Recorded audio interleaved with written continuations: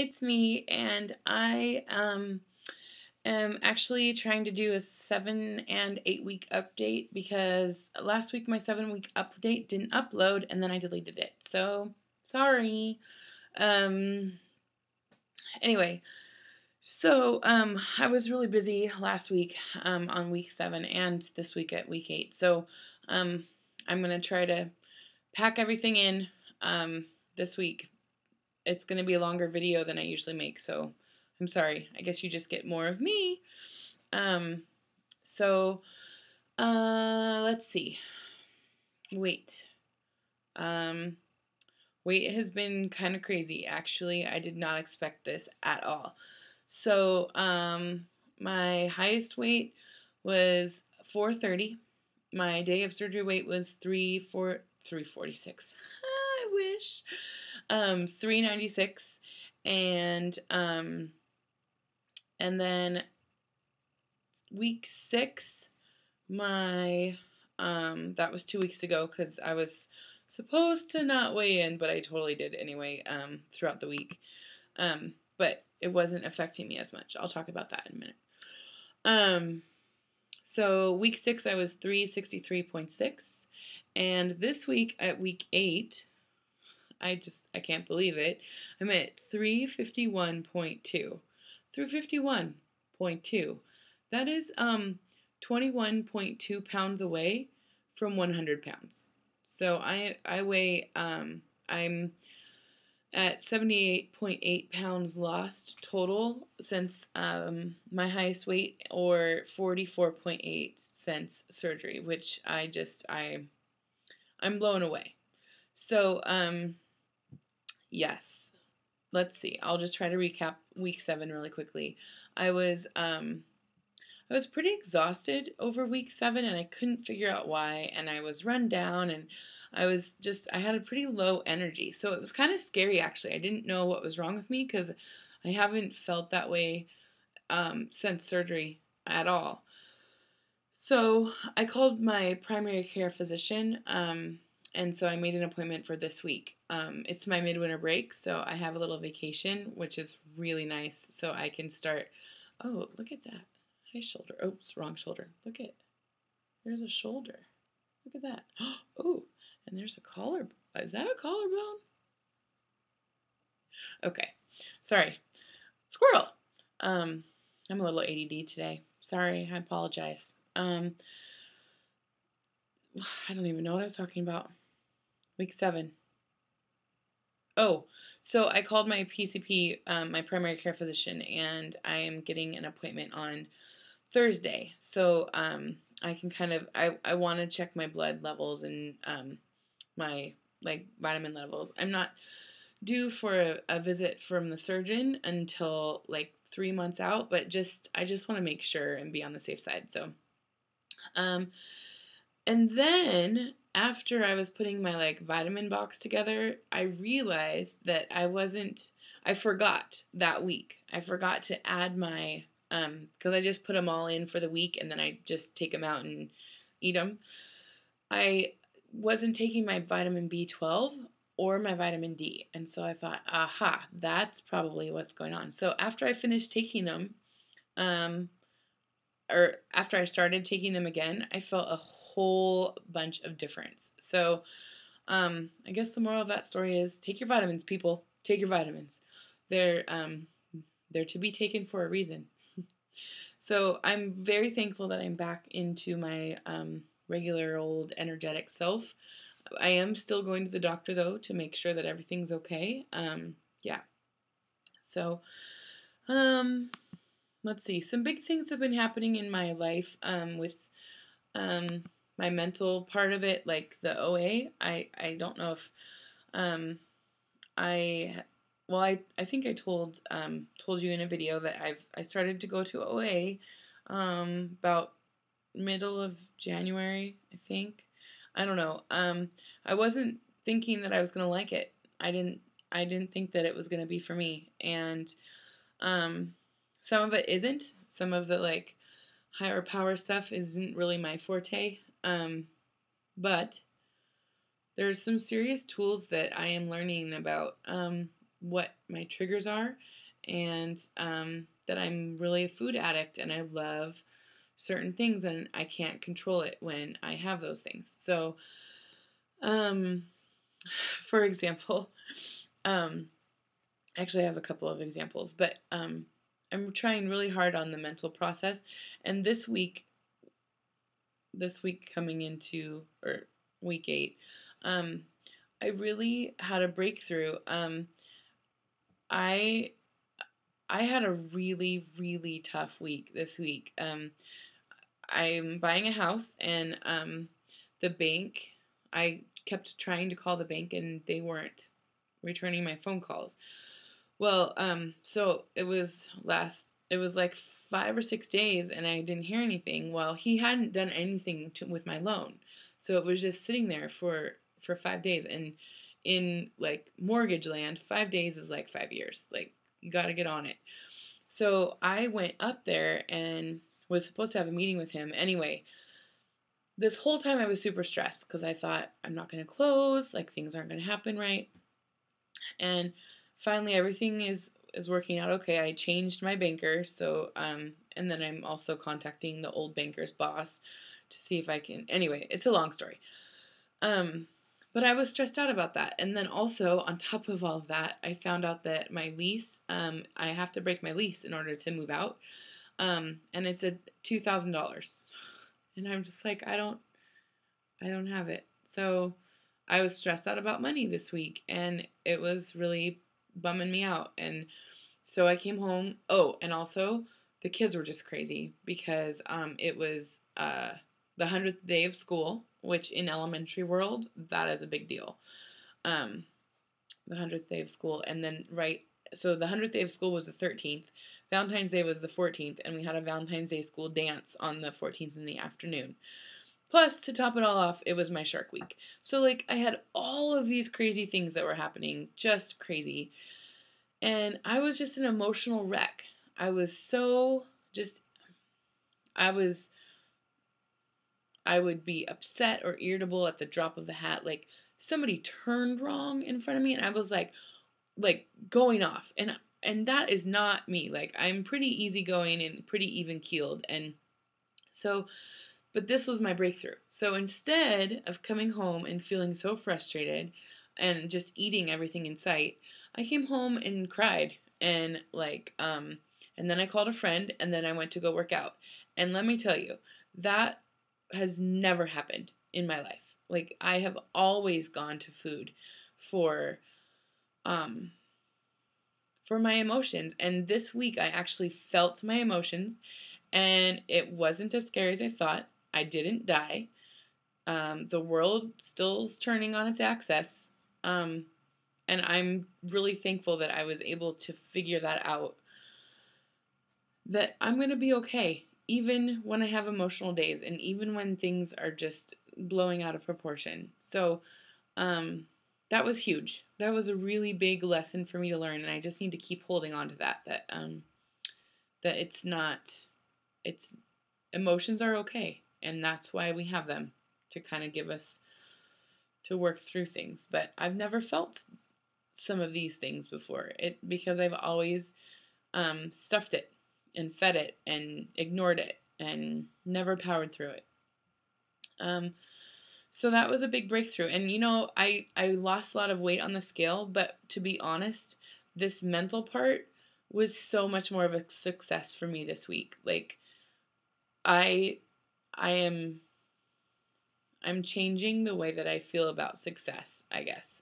And that was a big deal for me this week. So, yay. Okay. And then oh, so kind of along the same lines, I have two funny stories about food. One is that I was really craving chocolate and peanut butter, and instead of going to my go-to, which I used to make this like chocolate peanut butter fudge thing where I'd take and seriously, I would do it often. I'd take like a cup of butter. Well, no, I'd take a stick of butter, but still, a stick of butter. I'd take a stick of butter, half a cup or a cup of peanut butter, a cup of chocolate chips, and melt them in the microwave, and then I'd put like a cup or so of powdered sugar and mix it all together and then eat it. And that's what I was craving for Shark Week. But instead, I Googled a peanut butter power protein bar or ball that I used with my protein powder and PB2, and it got me through what I needed, and plus it gave me protein, and so I was really proud of myself that I made that change. Um, and then the other thing that happened was, so peanut M&Ms are my kryptonite. Like, I can't eat them. I will continue to eat them and then go to the store and buy them all out and eat all of them and then go to another store, like sort of like that. So I was cleaning my room because I'm packing up. I'm not going to show you my house because it's in explosive state right now, but I have a lot of things I'm packing. So I was packing up my room today, and I found this old bag that was like in the midst of everything, and inside of it had some peanut M&Ms in a baggie, like I had taken it on a road trip or something and left it. And I like went, ah! And I like took it and dumped everything in the toilet like a crack addict, and then flushed it. And and then I laughed at myself because I felt like a crack addict. But anyway, so that's kind of a silly story. I don't know if anybody's going to enjoy it as much as I did. So anyway, but just those changes I'm seeing in myself, and it's very exciting. So, yeah, let's see. What else was I going to talk about? Oh yeah, my goal for this week was to try to figure out when I was hungry. Or no, sorry, scratch that. When I was full. Because before, I would measure out like a 3-ounce serving of something, because that's what my doctor says that I can have. And I would be full before I was finished, and it would just have a tiny bit more, and I'd make myself eat it, because I thought in my head, like, you need this protein, you need to get the protein in, but then I'd feel uncomfortable. And so my goal for this week was to stop the minute I feel full, and I hadn't been doing that before. So I did a pretty good job with that. I was able to stop, and then if I needed to later to continue on eating, I would wait like 20 to 30 minutes so that it could just have time to move down. And I felt really successful with that. So I'm going to try to keep that up. And it's just a new concept to me because I've never stopped when I've been full before. I've just continually kept going. So that's been my kind of goal for this week, and it will continue to be my goal for this week of week 9. So yeah, and then I'm just really trying hard to let my stomach, Mr. Feliz Navidad, tell me like when I need to stop or just to kind of sit and wait it out for a minute. And then my goal for this week was to just journal. Now, not food journaling per se, because I do that all the time, and you can find me on MyFitnessPal. I'll put the link below. But just journaling my thoughts and my what I'm feeling and things like that. And I'm also in the process of trying to figure out my trigger foods, the foods that I am trying really hard to avoid. In OA, they call it the red light, yellow light, and green light foods. So green light foods are like the things that you can have no matter what. So protein, fruits, and vegetables, those are my go-tos. Those are my green lights. I can have them no problem. And then yellow light is things that you kind of have to be cautious of, but you can still have. So like cheese is one of mine. Like I could totally binge out on cheese, but I try really hard to just moderate it in moderation. And then red light would be something that you have to avoid. So refined sugar is my red light for now, and peanut M&Ms would be up there. So it's not that I'm going to never have those things. I don't want you to think that I'm totally restricting myself, but I just know that those are my triggers, and so I try to avoid my triggers as much as I can. And then the other thing that I was thinking about recently is that my body is going to be changing, and I can't remember who I was talking to about this, but I know, my friend Freedom. I was talking to her about how I've never felt unsafe at this size when I'm morbidly obese.